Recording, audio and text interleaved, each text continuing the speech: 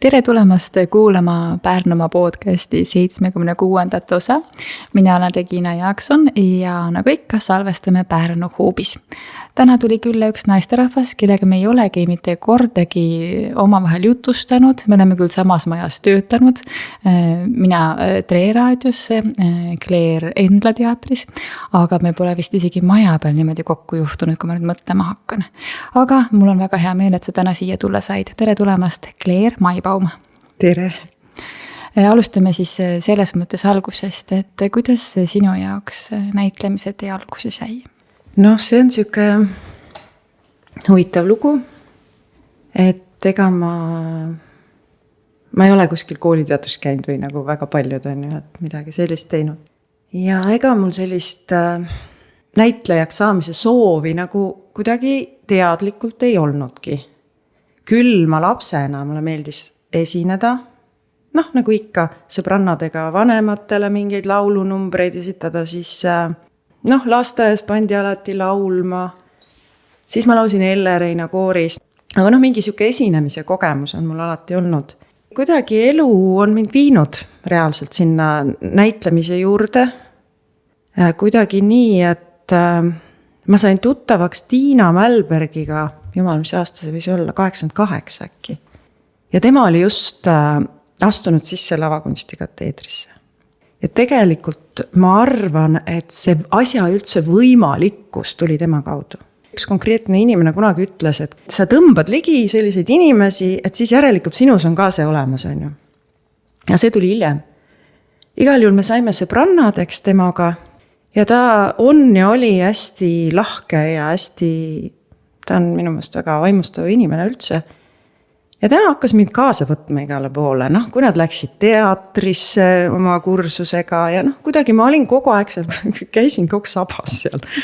Et mulle üldse meeldivad sellised vägevad naised, tol ajal ma veel ei teadnud seda, aga ma ka tõmbasin ligi neid, hiljem selgus. Ja endal mul muidugi ma alati võrdlesin ennast, ma ei kõlba kuhugi. Ja siis vist 2 aastat hiljem mina läksin ülikool, Tartu ülikooli, Eesti filoloogiat õppima. Ja siis veel 2 aastat hiljem üks sõbranna kutsus mind Saksamaale opeeriks, et õppida saksa keelt. Ja siis ma läksin sinna ja tegelikult sealt kaudu tuli see teatri asi, mis on väga huvitav. Sest et seal, temal oli teatud sõpruskond, kellega siis mina ka tuttavaks sain. Ja üks neist oli üks endine Soome ooperilauljanna, primadonna, kes läks sinna Saksamaa linna elama armastuse pärast. Ja muidugi ta seal koha peal sellist, oma mastaabile kuidagi sellist väärikat tööd ei leidnud, aga ta õpetas nii-öelda konservatooriumis, seal Saksamaa mõistes konservatoorium on selline nagu, vähemalt tol ajal oli, kus igaüks võis minna, natuke maksid ja siis said mingid tunde, Ja tema kuidagi võttis meid oma tiiva alla ja siis talle tehti järsku ettepanek, et võt seal kohalikus riigi teatris on vaja mingit nii-öelda koori, kes esineb teatris. Mingid numbrid, tantsu-laulu numbrid. Ja siis mina siis läksin ka sinna või ta kutsus mind ja minu sõbrannad sinna.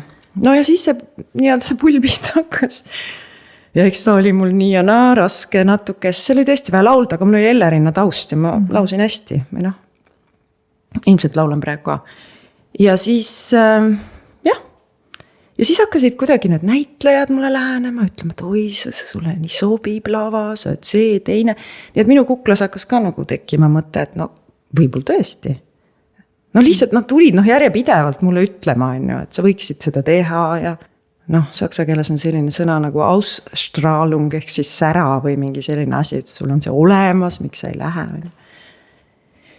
Ja siis mul olidki juba 1,5 aastat, ma elasin seal, tegin seal selles näitemängus kaasa, siis isegi veel mingis laste etenduses sain ühe lause saksa keeles öelda.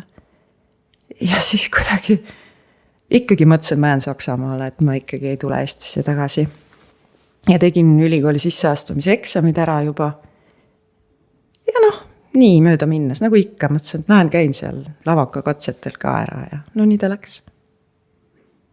Aga mulle ilmselgelt oli vaja seda toetust sealt maalt ja nendelt inimestelt ja nad olid kõik väga toetavad ja armastavad ja kõik, seal mitu inimest võttis ennast kokku ja tegid mulle kõik laulu- ja tantsunumbrid, millega minna, küll seal oli professionaalne balletitantsija, siis seesama ooperilaul ja tohutult valmistasid mind ette, nii et see oli väga naljakas tegelikult. Ja jah, nii et sisse ma sain ja siin ma olen. Tundub, et see tee oli väga hoitud. Jaa, kui ma seda teekonda mõtlen vahest, et ma olin ka suht ebateadlik ju tol ajal, lihtsalt kuidagi läksin mingite asjade järgi. Õudselt hirmul ka, ma mäletan see Saksamaale minek, ma ikka vist see oli kohutavalt hirmus ma jaoks, sest ma ei osanud inglise keelt tol ajal. Saksa keelt, a la was ist das? Ja see kõik tundus mulle nagu, see oli nii õudne nagu siit Nõukogude Liidust, nagu tegelikult siis just oli Eesti Vabariik tulnud nagu mingi suvel ja siis ma läksin talvel. Et see kõik oli selline. Aga ei, kõik läks hästi ja siis võeti hästi vastu, perekond oli super ja ma olen kuulnud igasuguseid lugusid, aga kuidagi see armastus on hoidnud, jah.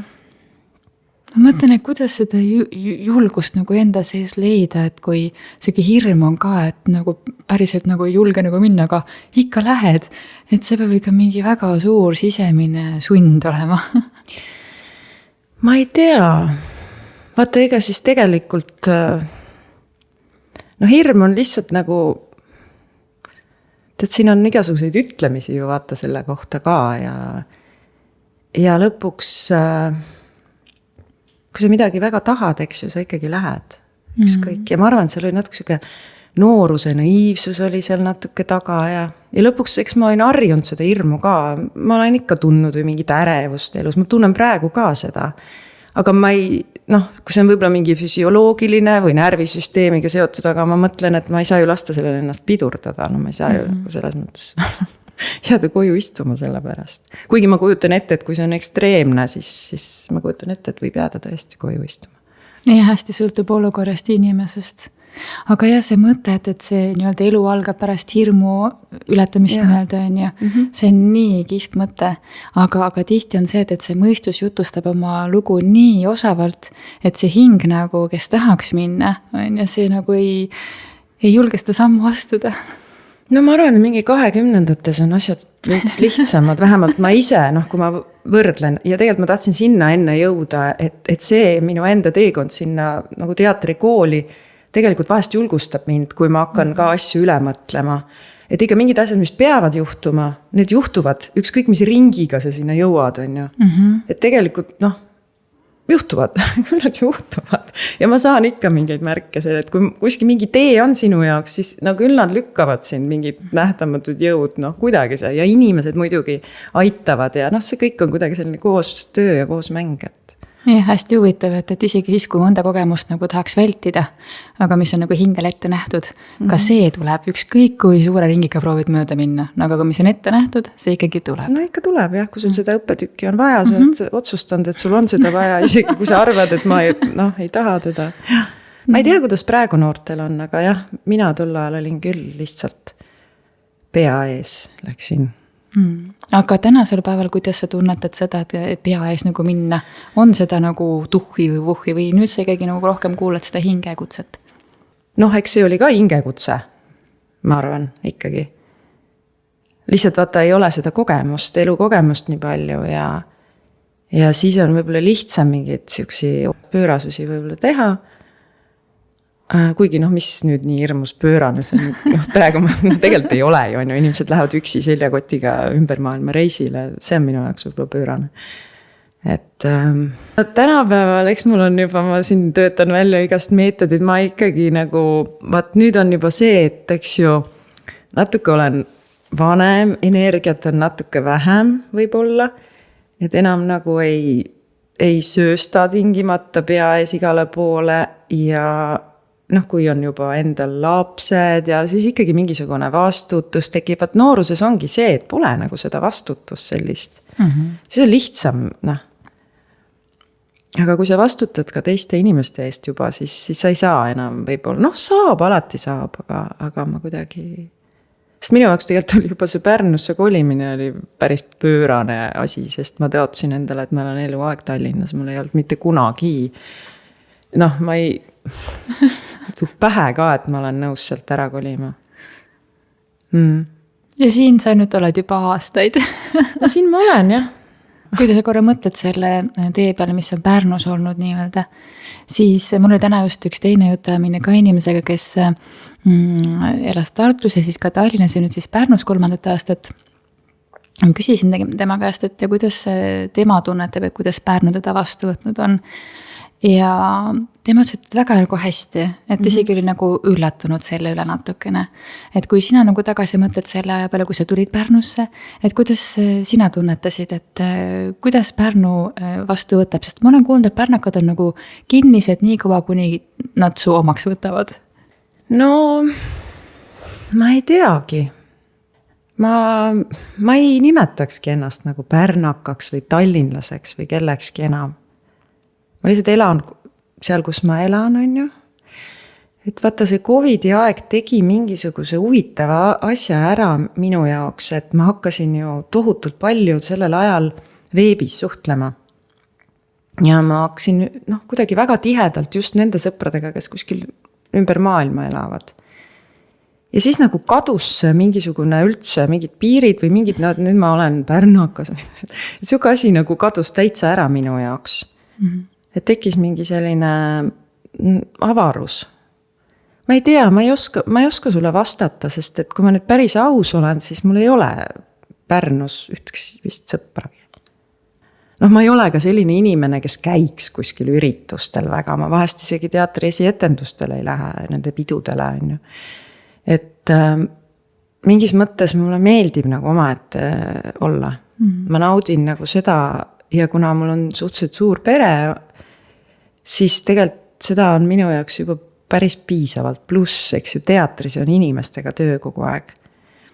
Et selleks, et jälle nii-öelda enda juurde tulla ja ma olen selle fänn, et ma kuuleks enda sisehäält, oma intuitsiooni on ju. Selleks ma pean olema teiste inimeste, eks ju, auradest väljas. Ma pean, et isegi ma mäletan, kui lapsed olid ka väiksed, siis eks ta oli mul pidevalt, oli see minu see kaugelt need nõudmise, ma pean saama olla üksi. Nüüd enam seda nii väga ei ole, osad lapsed on kodust juba ära ka. Aga jah, ma arvan, see on enamus inimestele vajalik. Tegelikult, et sa päriselt kuuleksid neid sisemisi hääli ja seda, mida sa tegelikult parasiku vajad. Tihti ei julge ju kuulata, sest et see võib olla hoopis midagi muud kui see, mida see mõistus jutustab. Kindlasti muidugi, aga tead, ega ta nüüd nii ohtlik ei ole. Kui saada sõbraks selle sisehäälega, siis ta on ikkagi suur sõber. Pigem. Selle teeni jõutakse ajaga reeglina, et seda teed, et ennast kuulata ja osata kuulata nii-öelda. Et seda tee otsa ei pruugi nagu nii lihtne leida olla. Kuidas sinul see käis? Minul käis niimoodi by the book, et kui kuskil 28 sain nii nagu, ma ei tea, ma olen Kundalini joogat õppinud ja seal öeldakse, et võt 28, et sealt alates siuke vaimne teekond algab ja võt täpselt nii minul läks ka. Et enne seda jooksin pea ees ringi ja tegin igast lollusi, mida võib-olla ei peaks üldse tegema. Ja siis kuidagi tekkis siuke esimene avastus, et mingid muud asjad on ka olemas. Ja aga samas ma tahan sinule vastuseks veel öelda, et ma teen väga noori inimesi, kes on ikkagi väga varakult juba nii-öelda sellel teel ja sünnivadki juba nii ja ei ole vaja enne mingisuguseid tohutuid, ma ei tea, katsumusi ületada, et kuhugi jõuda on ju. Et see ei pea ajaga tulema. Ma ei arva nii.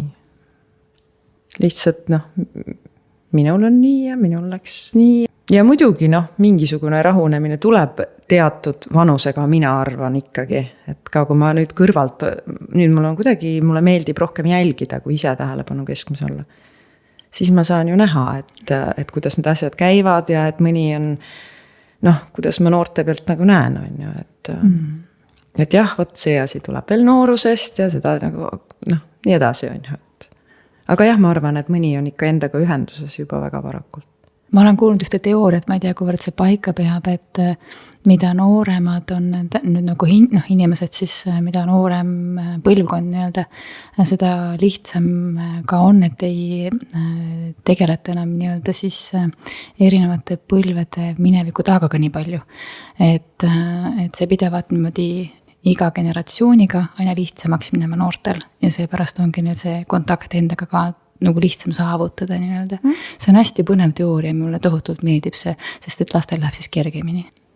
No jah, vaata, aga kui vaadata nüüd mingi seal 100 aastat tagasi või sinna kanti ka, et millega inimesed siis pidid tegelema ja siis veel tuli sõda, millega see ellu jäämise teemad on ju ja selge see, et meil on juba meilgi on lihtsam, minulgi juba on olnud lihtsam mingite muude nii-öelda nagu vaimsete asjadega, eks ju, tegeleda, kui sa ei pea kogu mõtlema, et kus ma süüa saan ja kuidas ma lapsed üles kasvatan, on ju, ja kes jälle homme surma saab, on ju, et siis on see natuke kergem ja nii edasi, on ju.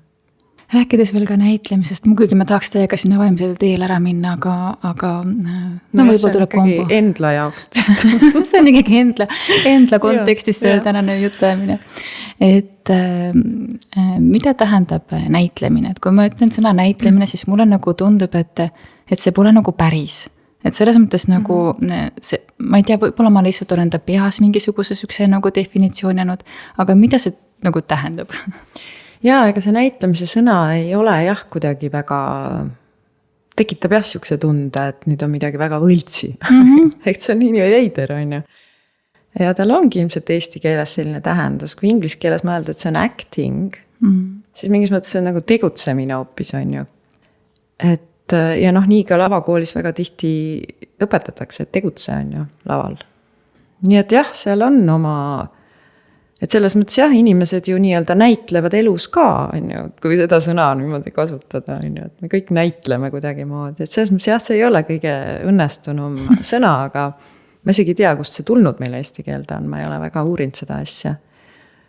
Et võib-olla, ma ei tea, Soomest või? Neil on ka sarnane see. Ma ei tea, see on nagu huvitav. Tõesti. Ja kuidas ma ei ole ka mõelnud näiteks, et kuidas nagu Soomes, kas sellel on sama selline variant nagu meil on? Aga kui sa korraks võrdled seda, mis Saksamaal oli ja seda, mis meil nagu Eestis on, kui palju seal seda sarnasust on, sest kuna sul on ju kontakt mõlemaga olemas? No jah, mis ma tookord nagu arus nii väga sain, on ju, selles mõttes, et ma ikkagi, ma laulsin ja tantsisin ja esitasin sükse laulunumbreid ise, on ju, ja olin sellega ikkagi hõivatud. Aga ma ei näe seal mingit erilist vahet. No võib-olla see, et sakslased, see teater küll mitte, kus mina olin, aga muidu, eks nad kõik tahtsid elu eest ennast tollal paljaks võtta ja mingid sellised asjad, eestlased on natuke nagu häbelikumad. No oli mingisugune periood, kus oli õudselt vaja alati laval, siis oli õudselt äge, kui oli kõik kui paljad on mingi selline. Eestlased ei ole nii, vaata, et aga kui sa mõtled nagu näite kunsti kui sellist, on ju, siis ma ei näe mingit erilist vahet. Ma arvan, et Eestis on väga head näitlejad. Tegelikult selle väikse riigi kohta ma mõtlen, et see on ikkagi hämmastav. Et meil tõesti on väga-väga head näitlejad ja neid on palju veel kusjuures selle riigi kohta. Meil on üldse igast asju on hästi palju minu meelest väikse riigi kohta. See on huvitav. Jah, öeldakse, et meie riik pidi väga hea koha peal olema energeetiliselt. Äkki see soosibki, et meil on neid igasugu asju palju selle väikse rahvastiku arvu kohta nii-öelda. Ja neid asju paljaks, meil on neid halbu asju ka palju. Mingid tasakaal peab olema. Ja. Aga siis praegu Endlas, mis sul käsil on? Lähme siis Endlasse ka päris. No vaat, selles mõttes käsil nagu loomises ei olegi hetkel midagi. Et on selline, just esietendus tuli välja eelmisel neljapäeval, heinapolavik. Ja nüüd on siis natuke pikem paus, suvevahe ka ja augustis läheb edasi. Aga praegu on mitu lavalugu sul korraga käsil? Mis on kas 7 äkki või? Üks läks maha, üks tuli juurde, äkki on 7 või? 7 rolli või? Seda on päris palju või mina, kes ma vaata ei ole selle sees, mulle tundub, et see on kuidagi nagu, kuidas see ümberlülitumine käib? Et seda ongi tegelikult palju, sest ma näiteks arvan, et Draamateatris, kuna seal on ka peaaegu poole rohkem näitleja, et seal ei ole kellelgi vist nii palju osasid. Meie oleme siin, nii nagu, eks ju, finantsid võimaldavad, nii palju näitajaid meil on ja meil on ikka, enamusel on ikkagi, no ikka päris palju teha. Okay. Et see, ma ei tea, see ei ole keeruline see ümberlülitama, mis vahet seal on, kas sul on 4 või 7 tegelikult on ju. Et me harjutame selle rolli selgeks ja ta on ikkagi tegelikult nii selge, et kui me ikkagi sellega siis ükskõik millal nii-öelda laval läheme, siis me ikkagi valdame seda juba. See tundub mulle kui kõrvaltvaatajale nagu hästi müstiline maailm, sest et minule ütlesid nagu mingi teksti õppimine näiteks, hieerum, no ei jää. Ja siis keegi ütleb, et mul on 7 rolli ja see on lihtsalt nagu lihasmälus on ju, või rakumälus. Siis ma vaatan, et kuidas üldse võimalik on? Ei no vaata ikkagi sa ju erinevatel aegadel õpid selle selgeks, selle teksti on ja tegelikult on ju selle jaoks 2 kuud ikkagi aega. Et selle ajaga ta ikkagi jääb sulle meelde. No. Need rollid, mis on juba nagu siis maha läinud, ma ei tea, kas niimoodi öeldakse. Õigesti ütlesid, jah. Et kas need on ka veel niimoodi meeles, kas need talletuvad ka kuhugi? No vaat, kui neid ei ole vaja olnud uuesti välja tõmmata, siis ma ei tea. Et mul on ikka olnud need unenägused, kuidas mul on need teatud etendused, kusjuures huvitav need, mis on lavakunstikoolis, mis me tegime. Mul on sellised korduvad unenäod, kus ma pean neid tükke mängima ja ma ei mäleta. Et seda ma küll tean. Et see on siuke näite õudusunenägu. Enamasti ma kas ei jõua õigeks ajaks kohale, see on üks, on ju. Etendus juba käib ja mul pole grimmi ja kostüümi ja mitte midagi, on ju. Ja siis ma kuulen, et minu koht ja no siuke õudusunenägu. Ja teine on siis see, et ma olen laval ja ma ei oska midagi öelda. Aga päris elus neid hetki ette ju ei tule? Ei no seda enamasti ei ole küll, mul ei ole kunagi olnud, et ma ei jõua õigeks ajaks.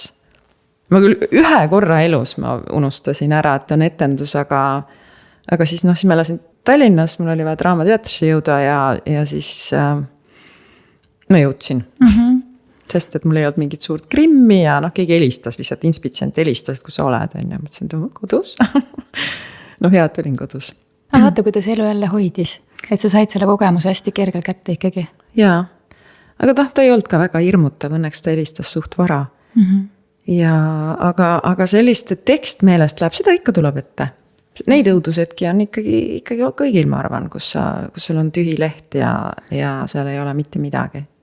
Kuidas sellest välja tullakse niimoodi hetke pealt? See on nii, et kui partner saab ja on võimekas, siis tema vahest aitab. Enamasti need sellised kohad, vähemalt minu puhul, need ei kesta väga kaua. Mul oli mingi paar aastat tagasi. Ma ei tea, mis minuga toimus. Mul oli kuidagi eriti suur segadus oli kogu aeg. Küll ma läksin valel ajal lavale, küll ma tulin valel ajal, nagu ei läinud üldse lavale. Ja ühe etendusega oli see kõik kogu aeg. Ja siis ma küll nagu kartsin juba enda nagu terve mõistuse pärast, aga see läks üle. Aga jah, siis tuli ka ette neid kuidagi sellest hetkest, ma ei tea, kas äkki see mingi vanusega seotud või ma ei hakka mingitest naiste asjadest rääkima, aga võib-olla mingite selliste asjadega. Kui aju hakkab nagu oma struktuuri muutma või need hormoonid on ju. Et jah. No ma ei tea, see ei kesta tavaliselt liiga kaua ja ma ütlen veel kord, et selleks need partnerid ka nagu on. Alati ei saa muidugi partner edasi minna.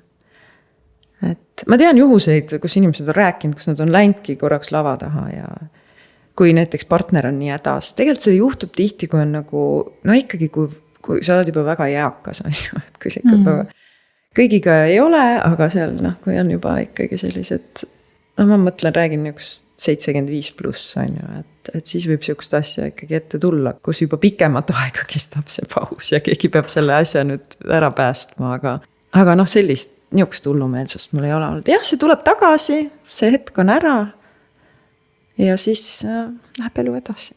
Ja endal tundub see võib-olla nagu lõputu see paus, tegelikult on see võib-olla mingi mõnikümmend sekundit. Jah, täiesti loogiline lavaline hetk justkui. Ja teised ei saa arugi, on ju. Aga jah, mul on olnud sükse veidraid asju just, kus ma ei tea, viimasel ajal, kus minu süsteem ütleb, et ma pean minema näiteks riideid vahetama, aga tegelikult ma oleks pidanud minema lavale monoloogi pidama. Või mingi kellegagi kahekesi rääkima. Et siis need on päris niisugused hirmsad asjad, aga aga no mis sa teed ära?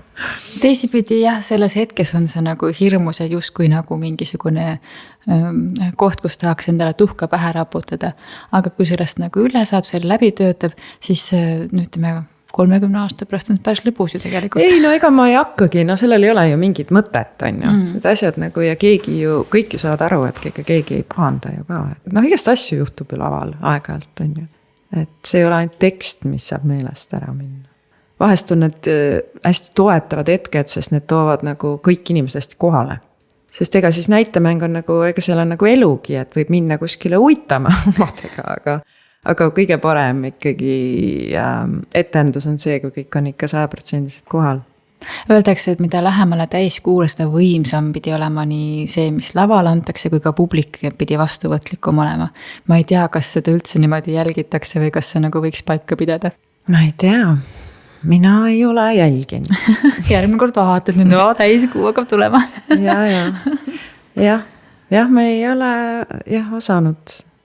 Ma ei tea, ma ei ole väga selline kuu jälgija kunagi olnud.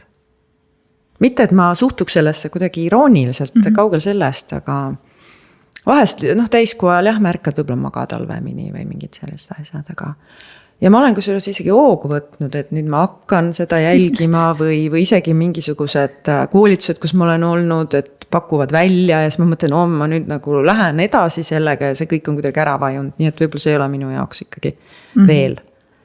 Jah, see kutse peab tulema seest, et siis kui on see moment, aga ma kujutan ette järgmine kord lihtsalt, kui sa näed kalendris seda valget kuud, mingi täiskuu jutt jälle oli. Jälle nad räägivad sellest. Ei, see on okei, et räägivad ja ma isegi huviga kuulan aeg-ajalt mingisuguseid astroloogilisi, ma ei saa öelda, et need on ennustused, sellepärast, et see on lihtsalt nagu pilt on ju, mis astroloogilised on ja ma tegelikult usun astroloogiasse. Et ma ei pea seda mingisuguseks, ma ei tea, mis mingiks vuuduuks on ju. See on ikkagi nagu teadus mingis mõttes. Kuigi ka teadus ei ole minu jaoks mingi argument, aga jah, ma kuidagi aktsepteerin seda täielikult ja usun sellesse. Sellised suvepausid, nagu endas ikka on aeg-ajalt, aga samas te ju mängite vahepeal endlas ka suvel, et... Ja, ei, no ega see ei ole minu jaoks mingi tööpaus selles mõttes, et ma mängin etendusi kõiki edasi ja kui on vaja mingit taastusproovi teha või midagi muud on ju. Et lihtsalt ei ole nagu kogu aeg proove. Ma arvan, et see ei oleks ka võimalik vaimselt ja füüsiliselt. Jah, ma mäletan 20-ndates ja 30-ndates mul võis olla, eks ju, 5 või 4 osa aastas. Aga ma mäletan isegi siis Draamateatris olles, kus mul oli üks tükk teise järgi. Vist pärast 2 aastat ma jäin nii haigeks, et ikkagi nagu tuli asendaja mingisse tükki otsida. Ja küll mul oli natuke teised elustiilid ka tol ajal, aga ikkagi. Et see töö ei ole lihtne. Et ükskõik mida väljaspoolt võib arvata või vahest ju öeldakse, et te ju näitlejad, mis teil, see on nii pealiskaudne jutt, kui üldse saab olla. Et see ei ole nii, et sa näitleja, siis sa kindlasti, esiteks, et sa tahad kindlasti avalikult esineda muidu ka, on ju, et see sulle üldselt loomulikult tuleb või et see ei ole nii. Mina näiteks isegi saan aru, et tõenäoliselt ma valisin selle ametiga alateadlikult või mu hing juhatas, sest et ma kartsin.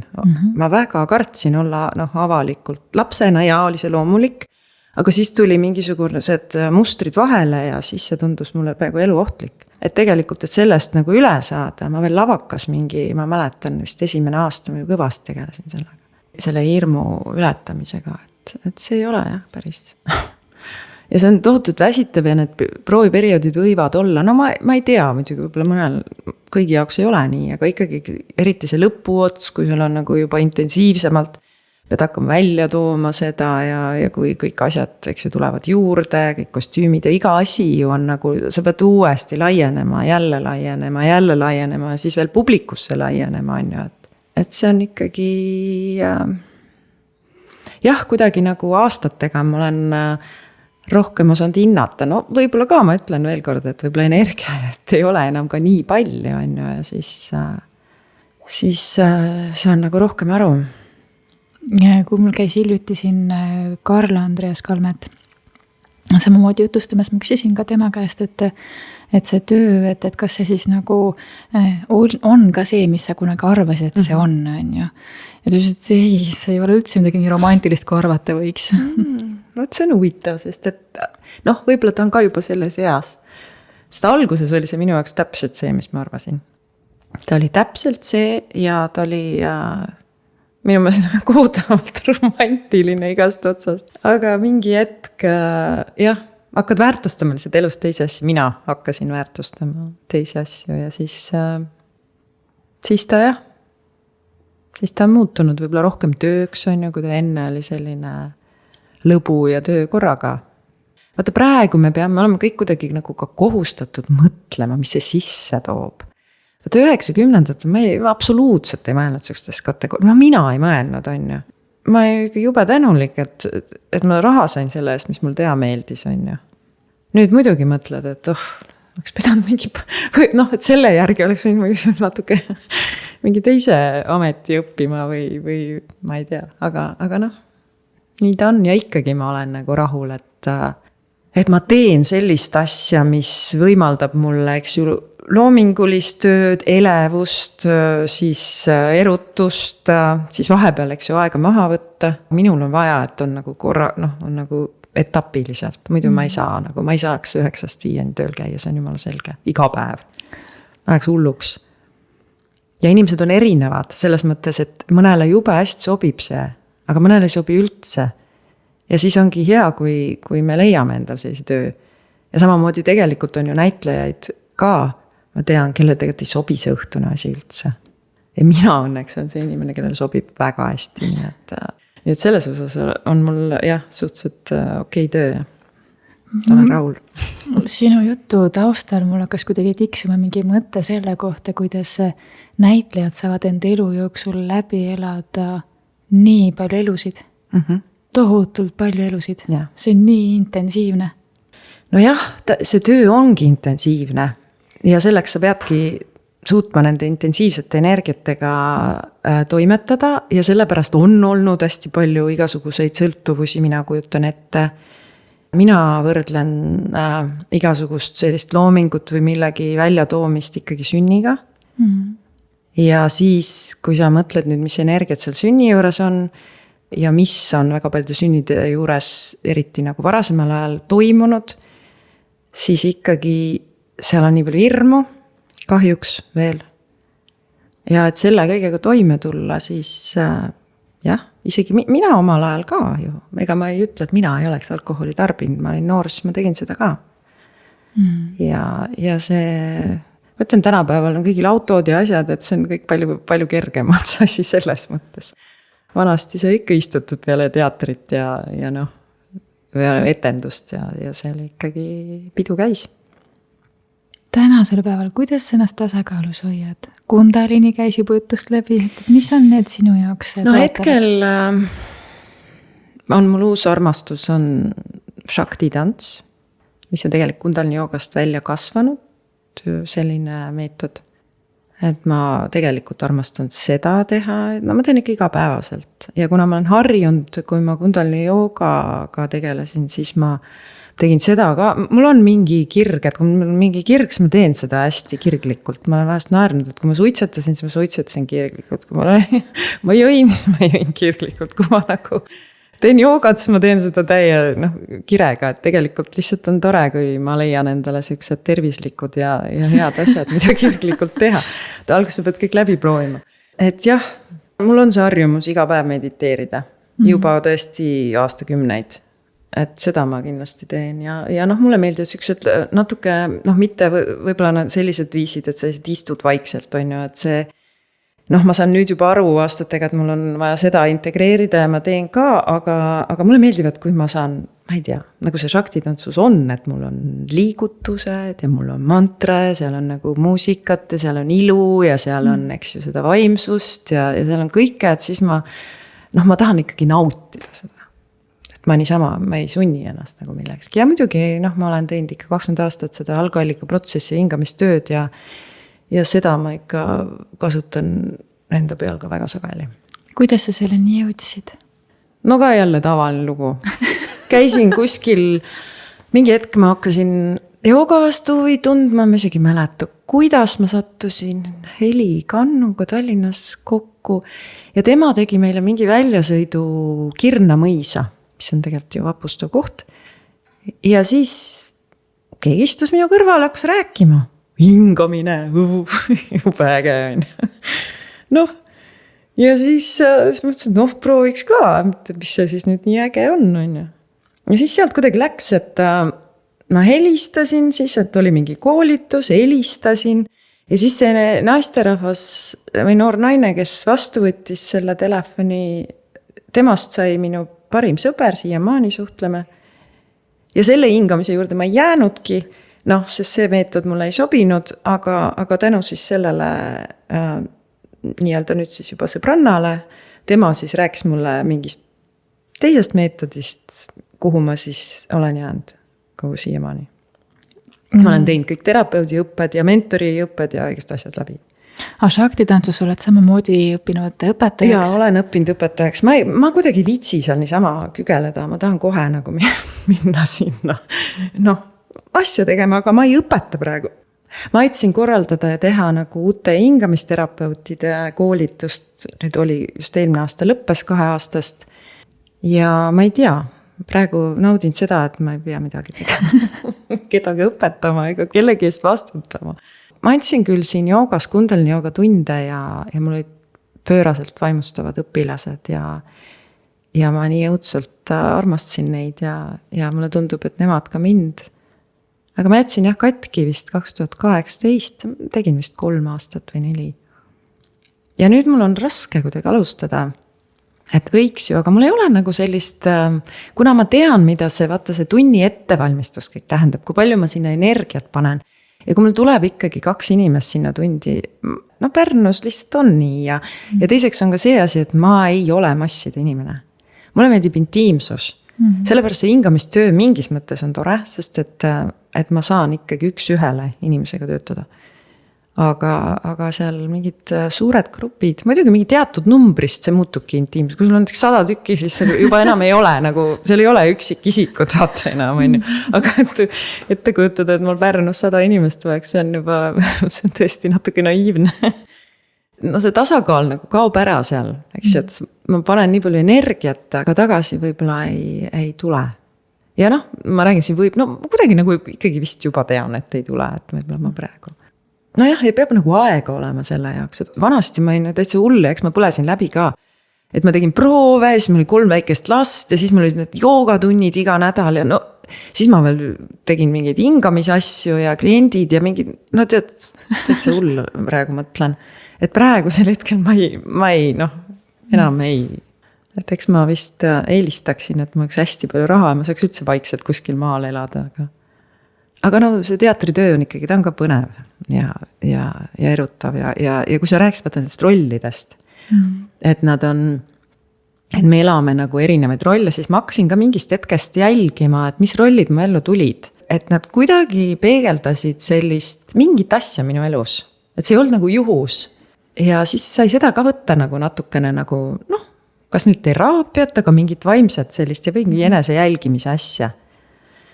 Et vahel õnnestuvad, on ka mingid sellised asjad, mis on võib-olla lihtsalt tore teha. Aga siiski nad ikkagi, neis on mingi osa sellest. Kui ma olin hästi stressis, siis ma sain hästi stressirohkene naise nagu rolli. Ja nii edasi nagu. Et see on naljaks, jah. Ja kui mul oli vaja teha austusavaldus oma tädile, kes nüüd ka lahkus, siis mul oli enne seda oli roll, kus ma võtsin 100% tema pealt nagu kõik ja mingid niisugused huvitavad nüansid on, jah. Või kui mul isa suri, siis ma mängisin tükis, kus isa suri ja nii edasi, et halleluuja on, jah. See on see elude peegeldus, et see on hästi nagu kihvt, kui sul tuuakse läbi töö võimalus endale otsa vaadata või enda sisse vaadata, et pahatihti ju peegeldavad teised inimesed selle välja ja siis on nagu see, et on nagu pahane kõigi peale on, et miks tema nüüd nii tegi, mis sest, et ma nagu tegelikult enda peale pahane on ju. Et kui sa läbi töö saad sellise võimaluse endale nagu teraapiat läbi viia piltlikult öeldes, see on mega äge kingitus. Jaa, aga see nõudis mingil hetkel mingit teadlikkust ja ma järsku hakkasin nagu vaatama, et noh, nad ei pruugi alati olla nii niisugused tiibid asjad, aga no ma nüüd järgmise rolli peale mõtlen, siis mul isegi natuke tuleb hirm peale, aga no hea küll, las ta olla. Tahad sa sellest rääkida? Ei taha, tegelikult ei taha üldse sellest rääkida. Et ma loodan, et see ikka päriselt ei võrdu, et nüüd mina lähen ja siis ma tõmban kogu maailmale mingit hädakaela, et seda ma küll ei taha, et siin mingisugune ikkagi jumalik sekkumine võiks ikka olla, et see ei pea päris üks ühele minema niimoodi. Jah. No energiat on õhus kogu aeg, meie lihtsalt oleme nende väljakandjad. Et ükskõik kui palju me tahame mingeid asju päästa, siis kahjuks kõik ei ole meie võimuses. Jah, eks siin tuleb, noh, nagu seal Hamletis on, et valmisolek on kõik ja nagu öeldakse, tuleb lihtsalt valmis olla kõigeks. Tõesti, see on noh, nii ja naa, et kõigeks valmis olla või et oled kogu aeg valmis. Palju sul üldse rolle kokku on? Sa juba küsisid. Sa mõtled elus üldse või? Ma ei ole neid kokku lugenud. Noh, mis aastal ma lõpetasin? 98. Enne seda juba koolis oli. Mitu aastat see teeb siis? 28 aastat või? Noh, mingi periood, kui lapsed oli väiksed, siis ma tegin ju vähem asju ikkagi. Võib-olla mul oli aastas paar asja. Ja praegu rohkem ei ole vist. Mina ei tea. Ma ei oska öelda. No üle 50 kindlasti on ju raudselt. Ja nüüd siin Endlas on neid, ei tea, ma olen 50. Võib-olla on vähem isegi. Ma ei tea, ma ei oska öelda. Vaata, ma ei pea arvet ja ma olen siuke üldse selline vilets mingisugune arhiveerija või ma mõtlen, et ikka see minevik on nüüd läinud ja lasta nüüd olla on ju. See on äge oskus olla hetkes.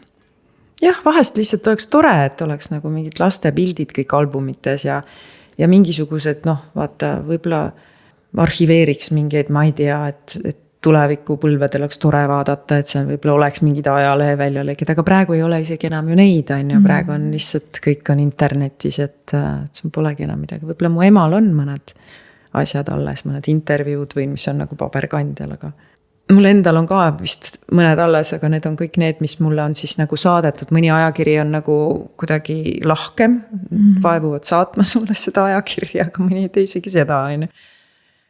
Et siis need, mis mul on saadetud, need mul ikka on. Sest kunagi ma andsin päris palju intervjuusid mingi periood, siis kui ma seriaali tegin.